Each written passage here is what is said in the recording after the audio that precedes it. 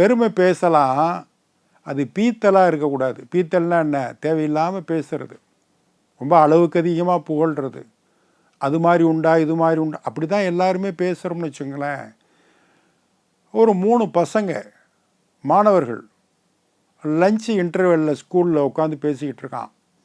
எங்கள் அப்பா மாதிரி உண்டா, எங்கள் அப்பா மாதிரி உண்டா, எங்கள் அப்பா மாதிரி உண்டான்னு ஒவ்வொருத்தனும் பேசிக்கிட்டு இருக்கான். அது ஒரு பெருமை பேசுகிறது ஒன்றும் தப்பு கிடையாது. அப்பாவை பற்றி பெருமையாக பேசணும், அது அப்பாவுக்கு எதிர்வினையாக மாறிடக்கூடாது. ஒருத்தன் சொன்னால் எங்கள் அப்பா வந்து கொத்தனாராக இருக்கார், அவர் மாதிரி ஸ்பீடு உலகத்திலே யாரும் கிடையாது அப்படின்னா. என்ன ஸ்பீடு அப்படி? ஒன்றும் இல்லை, கொத்தனாருன்னா செங்கல் எடுத்து வச்சு சாந்து வச்சு பூசிக்கிட்டே இருக்கிற வேலை தான், வரிசையாக அடுக்கி அது மேலே சாந்து வச்சு வச்சு கட்டடம் கட்டிக்கிட்டே இருப்பார்.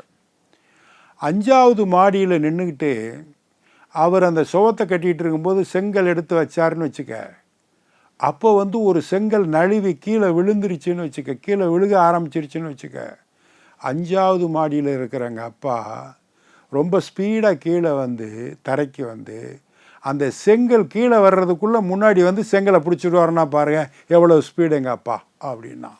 பிரமாதம்டா, எப்படி சொல்கிறான் பாருங்கள், செங்கல் விழுகிறதுக்குள்ளே வந்து பிடிச்சிருவாராம். சரி, இன்னொருத்தன் சொன்னால் எங்கள் அப்பா வந்து ஆர்ச்சராக இருக்கார், வில் அம்பு பயிற்சியாளர்.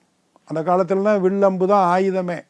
இந்த காலத்தில் அதெல்லாம் இல்லை, காட்சி பொருளாக ஏதோ ஒரு விளையாட்டு பொருளாக மாறிப்போச்சு. முன்னாடி அதை வச்சு தான் அடித்து கொன்று ஊரை பிடிக்கிறது, நாட்டை பிடிக்கிறது, ஆளுகளை அடிக்கிறது, கொல்றது, பாதுகாப்பாக வச்சுக்கிறதுக்கெல்லாம் வில்லம்பு தான் அப்போ ஆயுதம். இப்போ வந்து விளையாட்டு பொருள், ஆர்ச்சர் அப்படின்னு அதுக்கு ஒரு இங்கிலீஷில் ஒரு பேர், வில்லம்பு பயிற்சியாளர். எங்கள் அப்பா வில்லம்பு பயிற்சியாளர் தான். என்ன ஸ்பீடு தெரியுமா?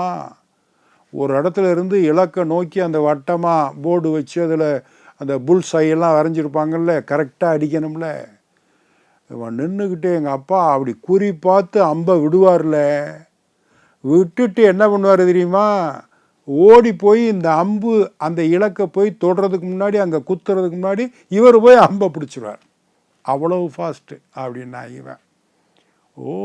ரொம்ப ஃபாஸ்ட்டு. 3வது ஆள் நம்மால் வந்தான். என்னடா உங்கள் அப்பா ஃபாஸ்ட்டு, உங்கள் அப்பா ஃபாஸ்ட்டு? எங்கள் அப்பா தாண்டா இருக்குதுலையே ஃபாஸ்ட்டு. என்னப்பா உங்கள் அப்பா என்ன பண்ணுவார்? எங்கள் அப்பா கவர்மெண்ட் ஆஃபீஸில் வேலை பார்க்குறாரு தெரியும்ல. சாயந்தரம் 5 மணிக்கு ஆஃபீஸ் முடியுது அப்படின்னா அதை விட ஸ்பீடாக 2:30 மணிக்கெல்லாம், மத்தியானம் 2:30 மணிக்கெல்லாம் எங்கள் வீட்டில் வந்து இருப்பார். எவ்வளோ ஃபாஸ்ட்டு இப்போ தெரிஞ்சுக்க அப்படின்னா பாருங்கள்.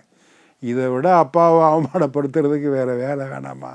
நம்மளும் அப்படித்தான் நடந்துக்கிறோம். அந்த மாதிரி ஒரு பையன் ஸ்கூலில் கூட படிக்கிற பிள்ளைகளுடைய பென்சிலு பேப்பர்லாம் திருடுறான்னு மிஸ்ஸு கூப்பிட்டு கம்ப்ளைண்ட் பண்ணாங்க அவங்க அப்பாவை கூப்பிட்டு. அவங்க அப்பா சொன்னார், ஏன்டா இப்படி என்னை அவமானப்படுத்துகிற? ஒரு நேர்மையாக இருக்க வேணாமா? உனக்கு பென்சில், பேனா, ரப்பர், பேப்பர் இதெல்லாம் உனக்கு வேணும்னா ஏன்கிட்ட கேள்றா, அப்பா எங்கள் ஆஃபீஸில் இருந்து எடுத்து வந்து உனக்கு கொடுக்குறேன், இதை விட்டு நீ திருடுற வேலை பார்க்கலாமா? திருடுறது தப்புடா அப்படின்னு அவங்க அப்பா சொன்னாராம். இவர் மட்டும் ஆஃபீஸிலேருந்து எடுத்துகிட்டு வர்றது திருட்டு இல்லையா? அடுத்த ஒரு நிகழ்வில் சந்திப்போம். இந்த நாள் இனிய நாளாக அமைய நல்வாழ்த்துக்கள். வணக்கம்.